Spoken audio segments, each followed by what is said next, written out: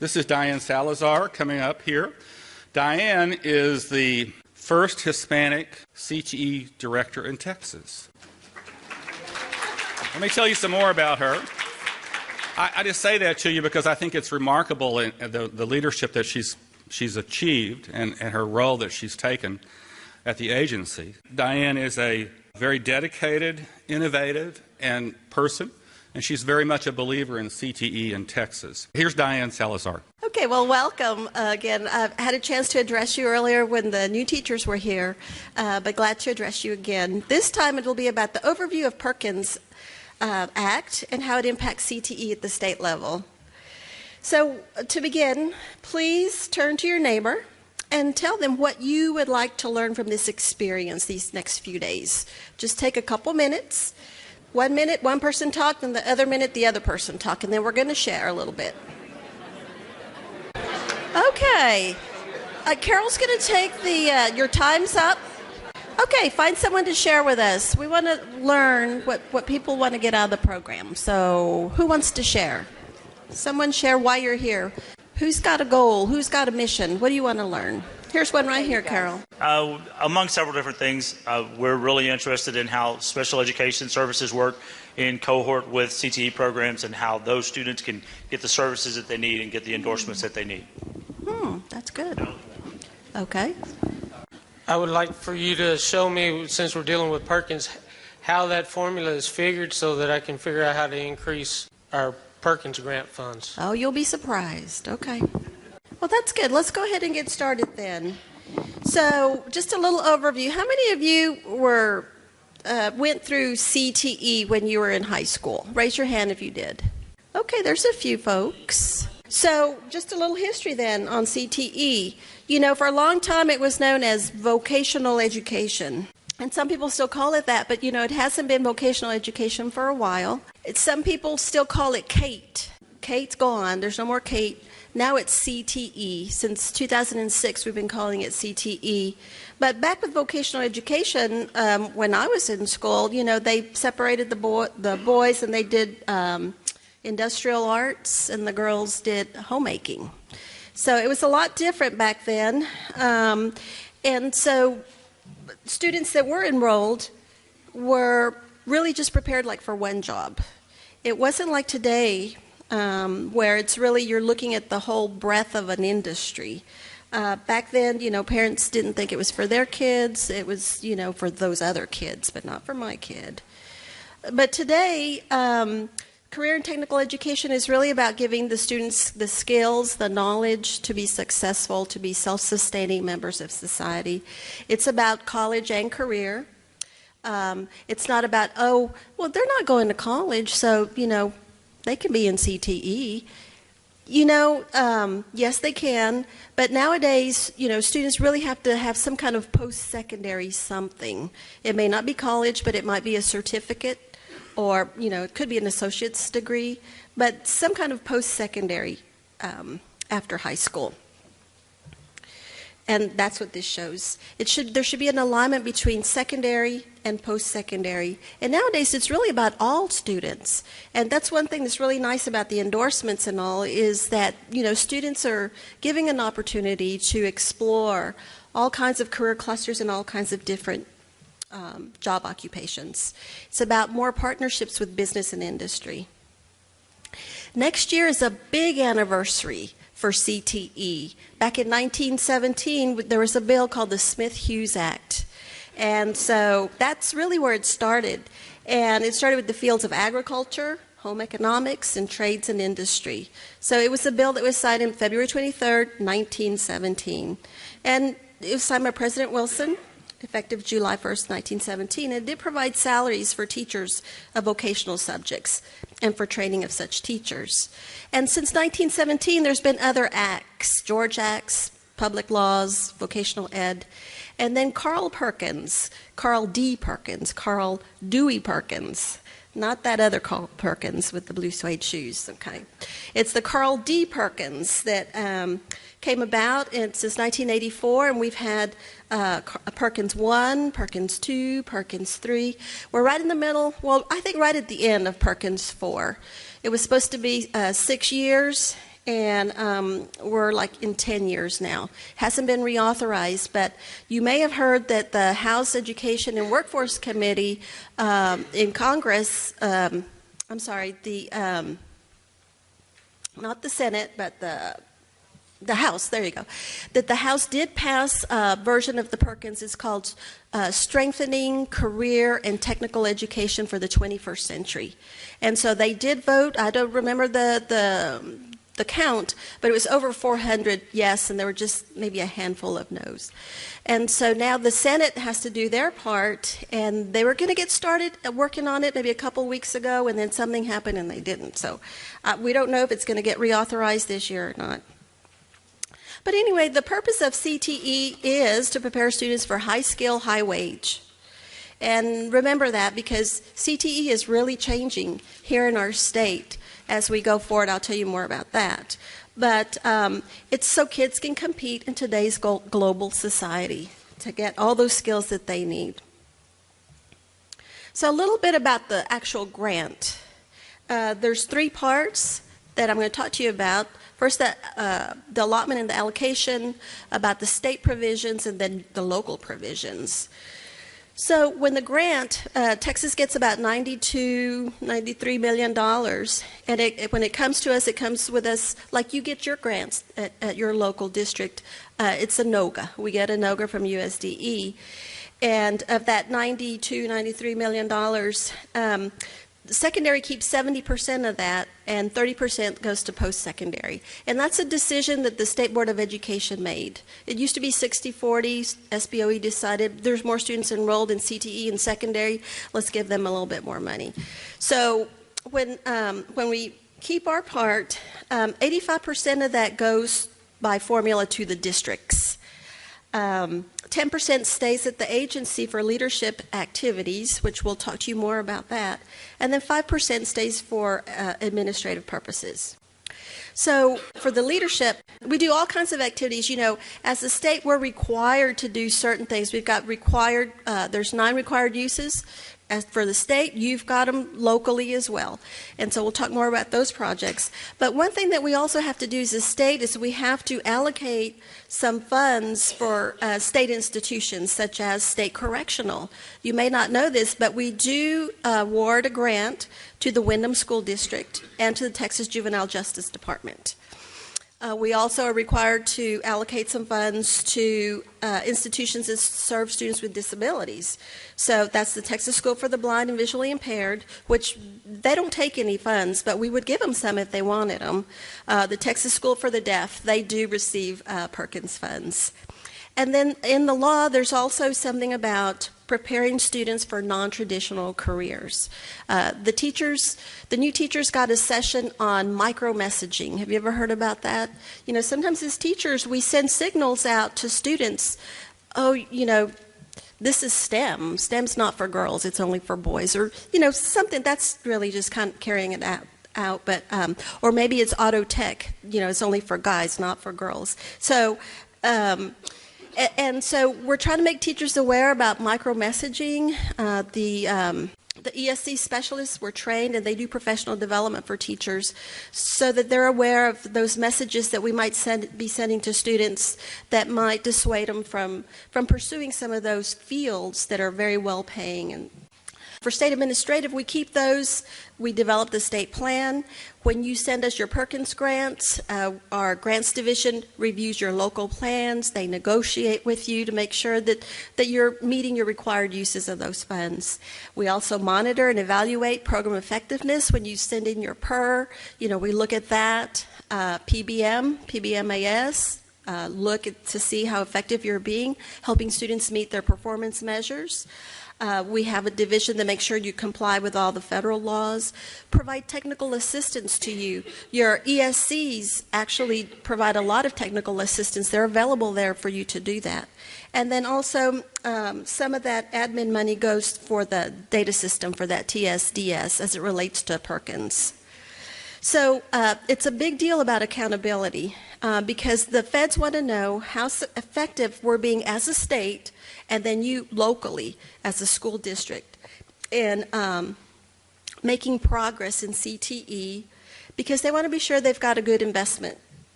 So for accountability, do these look familiar? Maybe for a CTE director they do, maybe a counselor not so much, but it's good for you to know that this is how your program is being evaluated. 1S1, how are your students doing in the attainment of academic skills related to reading and language arts? How about mathematics? What about technical skill attainment? Is your district providing opportunities for students to earn licensures and certifications? What about school completion? Are they graduating with a GED or a diploma? How do they compare with the graduation rate? What about student placement? Are they finishing high school? Are they going out? Are they getting to the military? Are they going to work? Are they going to post-secondary? What are your students doing? How effective is your program being in helping these students? What about non-traditional? Are students that are non-traditional for a gender, are they enrolling? Are they taking classes, those classes that are considered non-traditional? Are they finishing? So this is how you're evaluated on your Perkins Grant for Accountability. And this might look familiar, but when you don't meet your measures, you have to negotiate and you have to say, well, what am I going to do? Okay, so, we're not meeting our non-traditional measures. What strategies are we going to use to be sure that students are given the opportunity to take those non-traditional courses and to complete them? And the thing also, we're looking at all that data disaggregated by ethnicity and then other categories as well. So if you ever want to know how you're doing, there's an application in, it's not e-grants, but it's in TEAL. It's called CEDAR. It's called Career Technical Education Reports. And you can ask to have access to that program. But what that does is it takes all those performance measures and it disaggregates all that by gender and racial and all the other subpopulations. And then it tells you how they figure your percentages. So that's good information to have, and it's available to you. So as a state, you may want to go to the TEA website and look at the state plan. That's something that as a state, when we get our grant, we have to be sure that we have a state plan. We tell USDE what we plan to do with all those funds. And so you can see right there, that's just a screen clipping of the state plan. We started actually in 07-08, and we've got it through 2016. I mentioned earlier that part of the 10% of the Perkins Grant we have to use for leadership activities. And here's just some examples. The Educational Excellence Grants, the Achieve Texas, we did support that, Special POPs, Advanced Technical Credit, and these are just to name a few, and we're going to tell you a little bit more about each of those projects a little bit later on.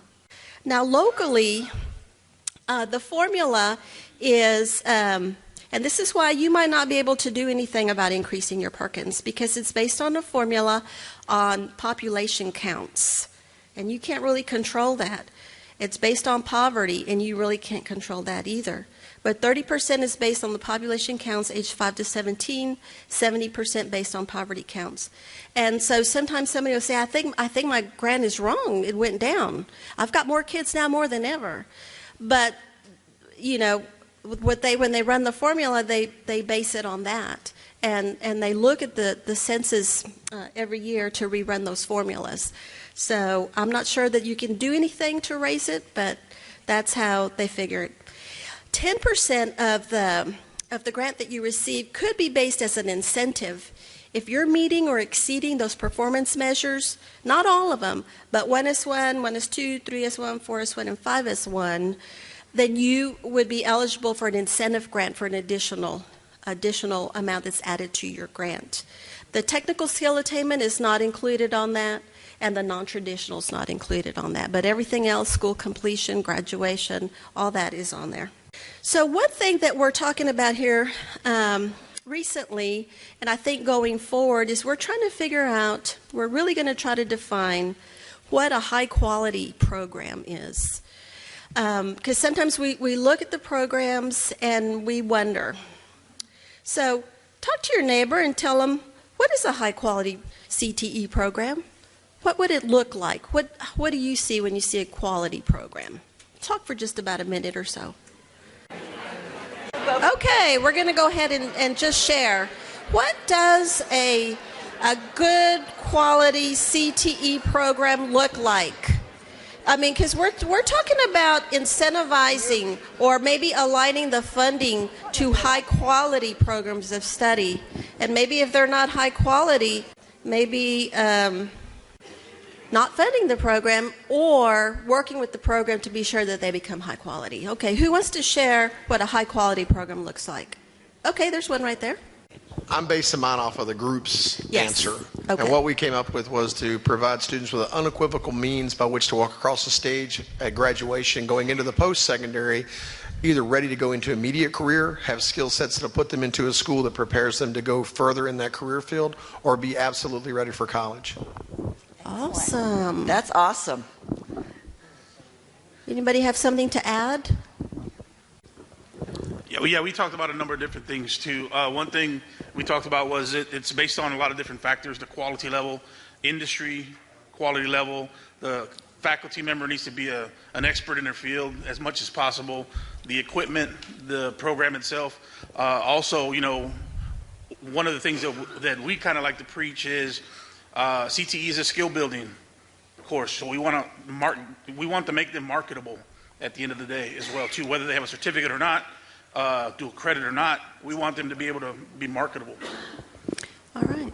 No, when we think about high quality programs, we look at those programs that have tangible credentials that students can earn while in the programs in our high schools. That will allow them, like someone else said, to be marketable when they leave our high schools and either matriculate on our college or into a career field directly from our high schools. All right. Well, thank you. And those are all good answers, and you're all correct.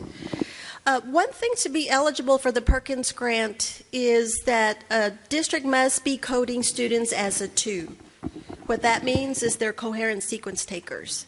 That means that they have a 4-year plan, and now we're saying, or a personal graduation plan. 4-year plan, personal graduation plan, either one, they're the same basically. But to a plan to take at least 2 or more CTE courses for 3 or more credits. That's the Perkins definition of a coherent sequence taker. So to be eligible for the grant, you have to have some coherent sequence takers. Now with the endorsements, I think we're going to have a lot of coherent sequence takers because they're going to be taking 4 credits, possibly in CTE. So I think districts are not going to have a problem with having quite a few coherent sequence takers. But that's something that makes a district eligible for the Perkins Grant. So what we're looking at is we're looking at something that each district is supposed to make an assurance when they get that grant that they have a program that is sufficient size, scope, and quality. Size being the number of students that are enrolled in the program. And we're looking because, I was looking at some of the information and noticed that there's a handful of districts that they get a Perkins Grant, but they might have 1 coherent sequence taker and 300 that are not in a coherent sequence. And we're like, what's wrong with that picture? That doesn't seem like they're providing opportunity for all the students to be in a coherent sequence. So we're looking at that. But like I said, I think the endorsements is going to kind of take care of that. We're looking at scope. Every district that receives a Perkins Grant is supposed to have at least 3 programs of study. Well, 1 program of study in 3 different career clusters. So, and not just on paper either. If we were to say, okay, show us that you have a program of study. What that means is you've aligned your program to post-secondary. That means you probably have an MOU with the community college. Could you upload your MOU to document that you do actually have a program of study in a certain area? Just something to think about. I'm not saying that's going to happen, but something on the Perkins Grant is you're making an assurance that you do have a program of sufficient scope. And then quality. Right now, quality, we're gauging it on the performance measures and how you're doing on meeting the performance measures, how your students are doing. But we're taking a look to see how we can redefine size, scope, and quality. As far as requirements for how you use your funds, you have to use them to integrate CTE and the academics. You have to have quality programs of study, and all of these are your 9 required uses of funds. Professional development is a big one. Professional development for teachers, for administrators, for counselors. That's what you should be using your Perkins funds for. For special populations, that's really big. But one thing I wanted to mention before I leave Perkins is there is one certain limitation for students, and that is that Perkins funds cannot be used for students prior to the 7th grade. But if you have 6th graders, they can use the equipment and the facilities that were purchased, but you can't actually dedicate any Perkins funds for students below 7th grade. Any questions about Perkins? Now, there's going to be more detail about the funding part of Perkins tomorrow. But today, just kind of a broad overview of the Perkins.